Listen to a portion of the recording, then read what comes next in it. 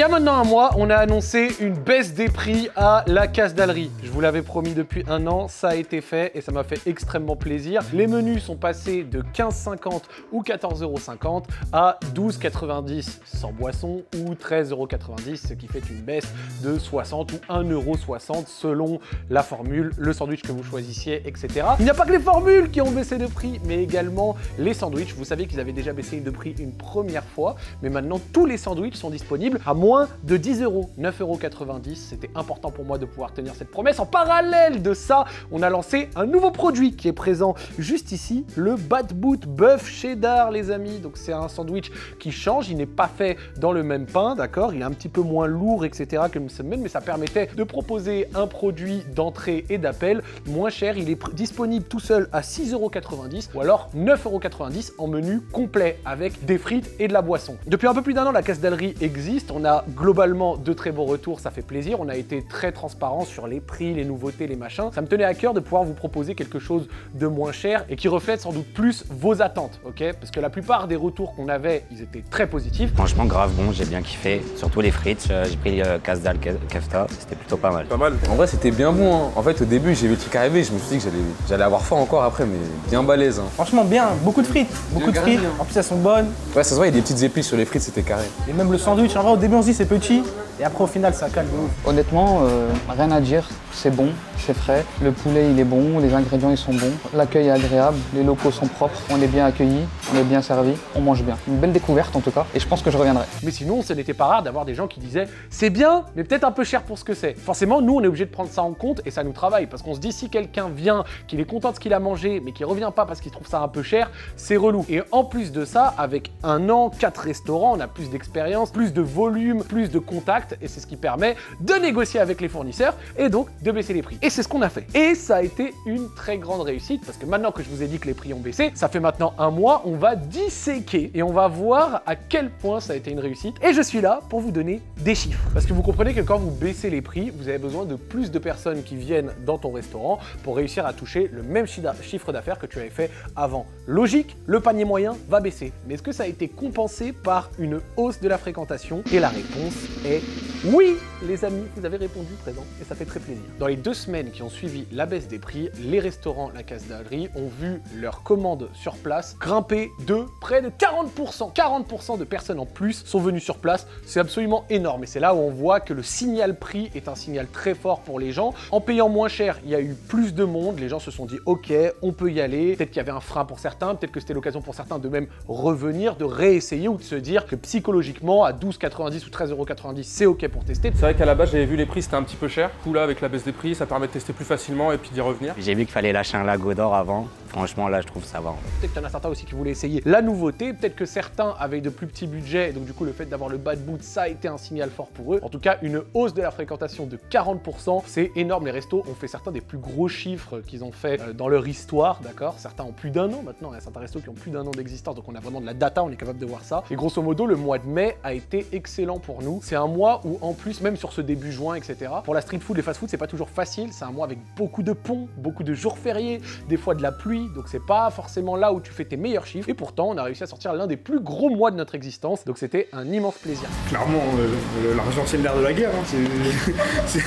Moins c'est cher, plus on va venir, je pense. Quand tu commences à lâcher plus de 15 € pour un menu, ça commence à faire cher pour les gens. Et là, on est à 13,90 et c'est abordable, c'est cool. Et puis, ça cale bien, donc c'est nickel. Ouais, franchement, bah, avec un prix peut-être un peu plus abordable, ouais, ça peut faire venir plus de monde. Honnêtement, je pense que oui, ça peut avoir son effet. De baisser de quelques euros, c'est pas négligeable, surtout en plein Paris. Ça peut jouer au niveau de l'affluence et je pense que le restaurant il sera plus fréquenté. Ouais. Il n'y a pas que sur place qu'il y a eu une grosse hausse du chiffre d'affaires, mais également en livraison. Et ça a été boosté parce qu'on a fait une petite opération de com où on a proposé des réductions sur Uber Eats, mais donc baisse de prix plus réduction sur Uber Eats, on s'est dit bah autant capitaliser, essayer de vraiment toucher le maximum de personnes. On est sur plus de 90%, c'est-à-dire qu'on a quasiment doublé notre chiffre d'affaires en livraison sur les 2-3 semaines qui ont suivi la mise en place de la baisse de prix. Ça fait extrêmement plaisir. Vous savez que la livraison, on on est en 2025 un peu obligé de la proposer, puis il y a certaines personnes qui ne peuvent pas venir sur place, etc. Et nous, de notre côté, on essaye de faire au maximum pour faire en sorte de garder une qualité quand même bonne en livraison. Vous savez que le Msemen, c'est pas le truc le plus malléable en livraison, mais pourtant avec, on va dire, le papier ingraissable, tout ce qu'on met en place pour essayer de garder la chaleur, le petit branding là qu'on voit ici, hop, il y a eu du travail de fait, et je trouve que le niveau proposé en livraison reste très très correct, mais je l'ai déjà dit, la meilleure expérience c'est sur place, donc n'hésitez pas à venir, et on va parler après, il y a des futures ouvertures qui sont en cours. Un petit mot sur le Bad Boot Bœuf Cheddar. Alors lui c'est très simple, c'est le BBC. Quand j'ai annoncé le BBC, les gens ils étaient là, BBC, ça vous fait rire, bande d'enfants. Bref, le Bad Boot Bœuf Cheddar, c'était l'occasion pour nous de tester un pain différent, le Bad Boot, que je kiffe bien, d'accord. Moi, les sandwichs dans les Bad Boot, c'est un classique, notamment lors du Ramadan. Les Bad Boot fourrés, etc., ça fait kiffer. C'est une recette assez simple, gourmande, avec un bon steak haché, du cheddar, des pickles, une sauce faite maison, qu'on va proposer également avec les frites, et un peu de salade. Ça ressemble un peu dans l'esprit, on peut dire même à un Big Mac, tu vois, mais c'est un petit produit d'appel, c'est moins gros que le Msemen, et j'ai même de la data à vous proposer autour de ce Bad Boot après presque un mois d'exploitation. Donc le truc qui attire le plus les gens quand ils viennent chez nous, c'est les formules, d'accord. 80% de ce qui est vendu chez nous sont des produits qui sont pris en formule. Il y a peu de produits qui sont pris tout seuls. Bon, 20%, mais ça reste correct, mais c'est globalement beaucoup de formules. Parmi ces formules, on a une très grande majorité de formules de casse-dalle. Donc en priorité, les gens, ils viennent pour manger les Msemen. Il y a quand même eu beaucoup de Bad Boot vendus en formule, mais là où le Bad Boot casse tout, et c'est ça qui fait extrêmement plaisir, c'était ça le but de l'implanter, c'est que parmi les produits vendus à l'unité, donc c'est-à-dire hors formule, le Bad Boot est numéro 1.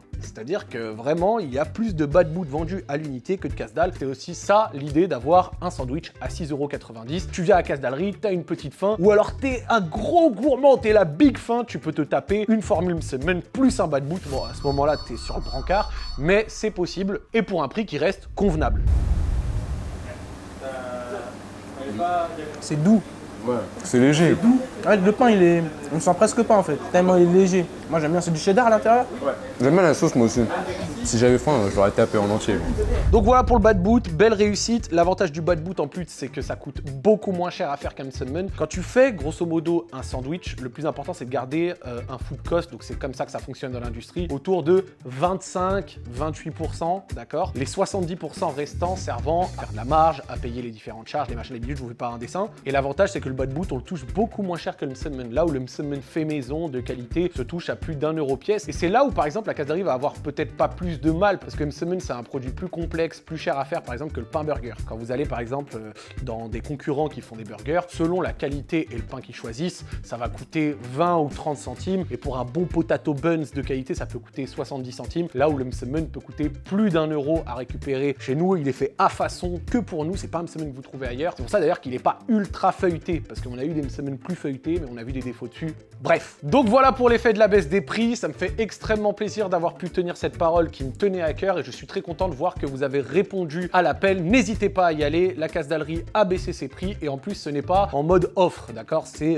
définitif sur la carte. Quand je dis définitif, c'est pour dire que c'est présent sur la carte, c'est pas dans le cadre d'une offre, c'est pas temporaire. Après, tu connais, je peux pas vous dire que ce sera le même prix dans 5 ans, mais en tout cas pour l'instant c'est ça. On se donne rendez-vous au resto. D'ailleurs, en parlant de prix, de pain, de matières premières, il y avait eu une possibilité qu'on avait eu il y a quelques semaines, quelques mois, où pour l'instant on a fermé la porte, mais dans ce cas-là j'ai envie de votre avis. Il y a pas longtemps, un industriel nous a contacté. L'industriel nous a contacté, c'est un spécialiste en Msemen et produits surgelés, et il nous a dit on peut vous fournir des Msemen justement en surgelé en très grosse quantité pour faire vos sandwichs dedans, et ça donnerait un coût de revient loin des 1 € que je vous ai cité, plutôt au niveau des 50-60 centimes. Et en fait l'avantage de faire ça, c'est que ça aurait même permis de baisser le prix des sandwichs et d'aller retrouver la formule Msemen aux alentours même des 10 €. Alors certains doivent se dire mais comment ça se fait qu'en baissant de 40-50 centimes le pain, ils peuvent baisser de 2-3 € le menu, ça n'a pas de sens. En fait ce qu'il faut se dire, c'est faut faire en pourcentage. En baissant en pourcentage le coût du food cost entier, tu peux le répercuter en pourcentage dans le coût du menu. Donc voilà, des mathématiques de merde, mais t'as capté.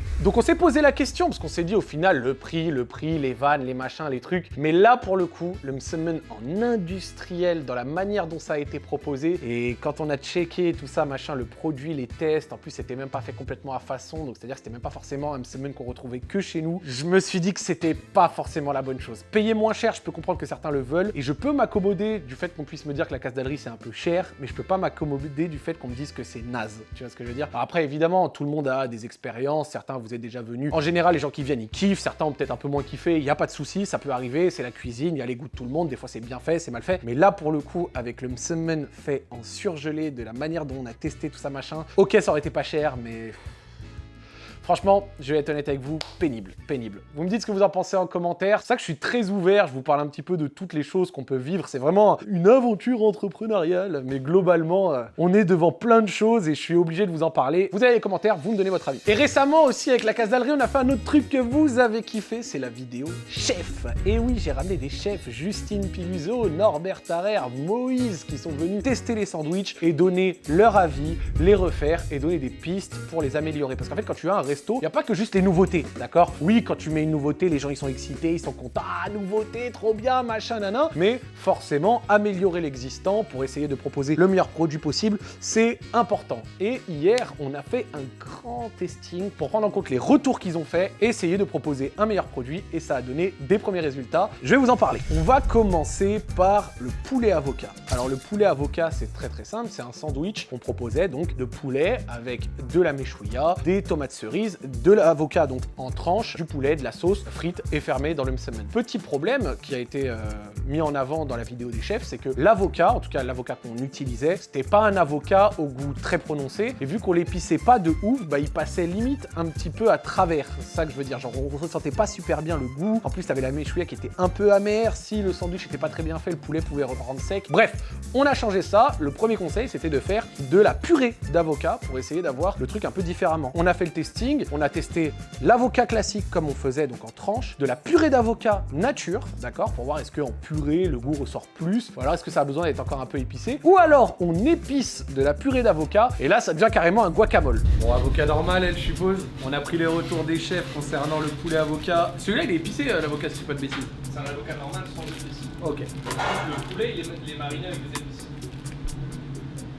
Classique. Ça c'est le goût que je connais, ça. Bon, purée d'avocat ou alors guacamole, donc purée d'avocat épicée, pour prendre en compte les conseils des chefs lors de la vidéo des chefs. C'est mieux. En plus de ça, on a enlevé la méchouilla qu'on trouvait trop amère. On a essayé une poivronnade, d'accord? Et là, je pense que ça va être purée d'avocat épicée. T'as dit guacamole? Ça, c'est du guacamole. Au lieu des morceaux d'avocat classiques, avec la version guacamole, ça passe 10 fois mieux. Le poulet est juteux, le guacamole apporte de la texture, la poivronnade aussi, au lieu de la méchouilla.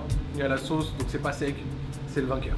Et les tests sont sans appel, poivronnade plus guacamole, le goût est bien meilleur. Le poulet ressort mieux, c'est juteux, c'est moins sec, la sauce ressort mieux également. Et c'était important pour nous d'essayer et je pense franchement que cette deuxième version du poulet avocat est bien meilleure que celle qu'on servait jusque-là. C'est dommage pour la méchouilla c'est forcément meilleur quand on peut la faire à 100% maison. Dans notre cas, on utilisait de la méchouilla en pot, ok, parce que faire une vraie méchouilla maison, ça prend du temps, c'est cher, c'est difficile. On préfère se concentrer sur les autres éléments qu'on maîtrise le plus, la viande, le msemen, les sauces et compagnie. Et pour le coup, le poulet avocat est top. Je vais vous parler justement de quand est-ce qu'arrivent ces évolutions, ok, elles sont pas mises en place là tout de suite au moment où vous entendez ça, mais c'est la voie qu'on va suivre. Donc voilà le poulet avocat, ça c'est juste pour l'illustrer, il n'y a pas forcément ce que je dis là-dedans, mais c'est comment il est maintenant et je vous ai décrit comment il va devenir. Deuxième évolution qui concerne notre best-seller, le kefta cheddar. Les amis, il y avait deux grandes pistes qui étaient notées justement dans la vidéo des chefs. C'était concernant la kefta qui n'avait pas assez de patates, pas assez d'épices à l'intérieur, ce qui faisait qu'elle pouvait être un peu neutre, décrit comme pas trop de goût au final. Une deuxième évolution concernant le fait que ça allait un peu dans deux directions, soit c'était un peu américain, soit un peu méditerranéen, mais qu'on s'y retrouvait pas forcément, donc on a fait des essais, ok? Les essais se sont caractérisés par plusieurs choses. Première chose, une kefta différente. On a ajouté beaucoup plus d'épices dans notre kefta et on en a essayé 3 versions. Une première version juteuse avec les épices qu'on utilisait déjà, quelques-unes en plus pour essayer de relever le goût de la kefta. Bon, l'idée c'est d'ajouter de la patate au kefta cheddar, on a pris en compte vos retours. Donc les 3 ont des épices différentes. Numéro 1. Wow, celle-là elle est méchante. Hein. On a entendu que des fois il y avait des retours, elle était un peu trop neutre, pas assez puissant. notamment les retours des chefs, on travaille dessus. Personnellement, la numéro 1, c'est celle que j'ai préférée. Elle était bonne, elle était juteuse, elle avait du goût. Une deuxième avec des épices supplémentaires, avec ces épices-là, mais en plus de la menthe, pour créer une espèce de kefta mentholé, d'accord, ce qui donne ce goût juteux, mais un petit peu de menthe, qui rappelle un petit peu, justement, Maghreb, tout ça. Numéro 2. La menthe. La 2, je suis moins fan. L'aspect mentholé peut être sympa, mais ça fait presque médicament. Et j'étais moins fan de la numéro 2. Je trouve que la menthe prenait un peu trop le dessus et que c'était un parti pris qui était, tu vois, très particulier. Et ouais, globalement, ouais, j'ai pas été très fan de la version menthe. Et on avait la troisième version qui était vraiment bien. C'était une version un peu façon smash. Donc quand vous smashez un steak, il va y avoir une croûte qui va se former sur le dessus, caramélisée. Et on a ajouté des épices, dont un petit peu de menthe aussi cette fois. Et la 3 a l'air sèche là où les deux premières étaient juteuses. Quoique, il y a une petite croûte. Ok. C'est moins juteux, vraiment moins. Et c'était une version qui était aussi très bien, parce que même si quand elle était tout seule, c'était moins bon, je trouve, que la kefta numéro 1, en sandwich, ça passait très bien. Donc ce sera l'une ou l'autre qui sera adoptée dans le kefta cheddar, donc une nouvelle kefta. Et en plus de ça, on a fait 2 tests de sauce, d'accord? On a fait un test de sauce plus à l'américaine, d'accord? Une sauce avec beaucoup de goût, beaucoup de gras, un peu dans un mélange Biggie Burger, tout des trucs comme ça. Et sincèrement, la sauce prenait trop le dessus dans le sandwich. C'était limite écœurant, on n'a pas apprécié, on s'est dit vas-y, on peut peut-être pousser le côté américain avec des sauces un peu à l'américaine, et sincèrement, c'est pas ce que j'ai préféré. Donc on a repris notre base de sauce, on a rajouté du punch dedans, donc quelque chose de plus onctueux, plus crémeux, plus cheesy, et ça rendait beaucoup mieux. Donc, si on arrive à servir ça au quotidien, c'est excellent, hein.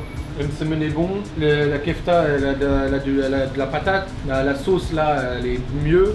Donc le kefta cheddar à venir va avoir plus d'épices dans la kefta, une sauce retravaillée et tous les éléments qui le caractérisaient déjà, concombre, oignon confit, oignon frit, la sauce et évidemment l'emsemen. Donc voilà pour le kefta cheddar. En plus de ça, et pour conclure, il y avait évidemment un autre travail à faire, c'était sur les sauces. Jusque là on avait notre sauce blanche citronnée maison, on avait notre mayo harissa, donc c'était nos 2 sauces signature, et on avait quelques sauces classiques, vous connaissez ketchup, mayo et tout ça, mais ça c'était pas des sauces très travaillées. Et ben on a fait tous des tests de sauces et on est arrivé à une conclusion avec 5 sauces supplémentaires qui ont été validées, que vous pourrez retrouver donc en pot pour manger avec les tenders, les frites, tremper votre semen dedans si vous voulez vous faire plaisir.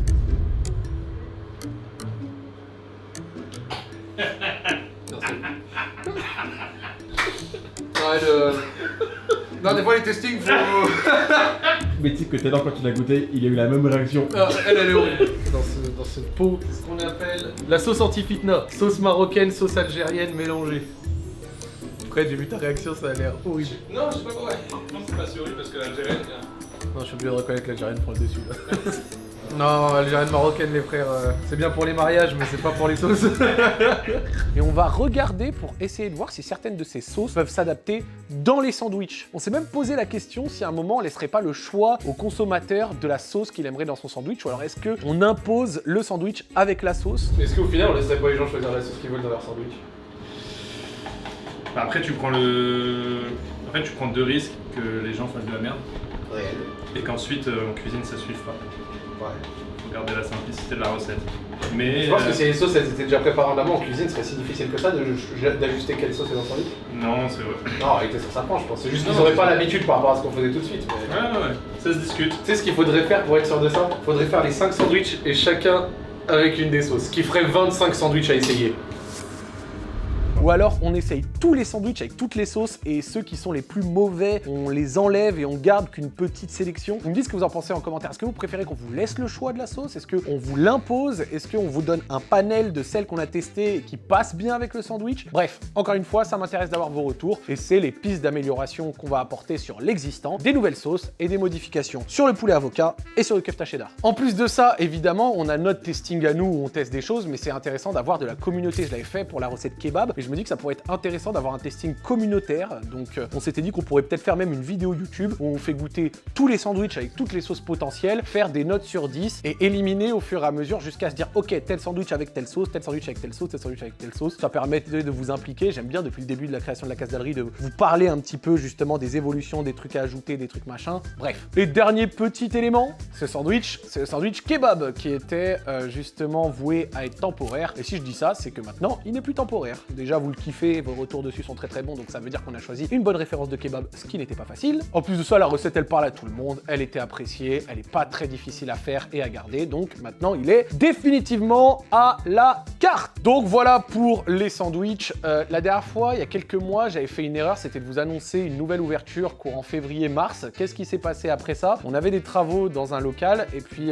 la mairie a préempté le local et on n'a pas pu ouvrir, et donc du coup, ça m'a fait chier parce que j'ai un peu annoncé une ouverture qui n'a pas eu lieu. Donc je vais pas vous annoncer de timing ou de date. La seule chose que je peux vous dire, c'est qu'il y a des ouvertures dans plusieurs villes qui sont en train d'être faites en parallèle, d'accord? Comme Cristiano Ronaldo l'a dit, les buts c'est comme le ketchup, quand ça vient tout d'un coup. Bah, les ouvertures de la Casse d'Allery aussi. On a 3 villes qui sont en cours réellement, soit de prospection, soit ça a déjà commencé, soit bref, c'est en cours et on va essayer d'amener le produit au maximum d'entre vous. Sinon jusque-là, Paris, Lyon, Bordeaux comme d'habitude, mais le sud, le centre, le nord, l'ouest, l'est, évidemment, on ne vous oublie pas. Juste pour vous prévenir, la plupart de ces modifications ne sont pas encore 100% disponibles au moment où vous voyez ça. Ça arrivera courant de l'été, on vous le communiquera. Parce que ça demande forcément un peu de mise en place technique, formation des cuisiniers, approvisionnement de certains trucs. Bref, on est dessus. Pour le reste, si vous êtes intéressé pour ouvrir une franchise, vous pouvez tout à fait le faire. N'hésitez pas, vous avez le site avec le formulaire. J'ai mes associés qui travaillent avec moi sur la marque. Vous remplissez. Si vous avez déjà un local, si vous avez un restaurant, que vous êtes peut-être en difficulté, que vous voulez changer et que l'aventure vous intéresse comme d'habitude, c'est peut-être pour vous. Si vous avez envie d'ouvrir un snack qui fonctionne bien, les Casse d'Allery se portent bien et c'est aussi grâce à vous. Donc n'hésitez pas à aller y faire un tour, me donner vos retours. Un grand merci à vous de votre soutien. N'hésitez pas à venir au restaurant, on vous accueillera comme il se doit et on se dit à la prochaine les amis. Ciao ciao.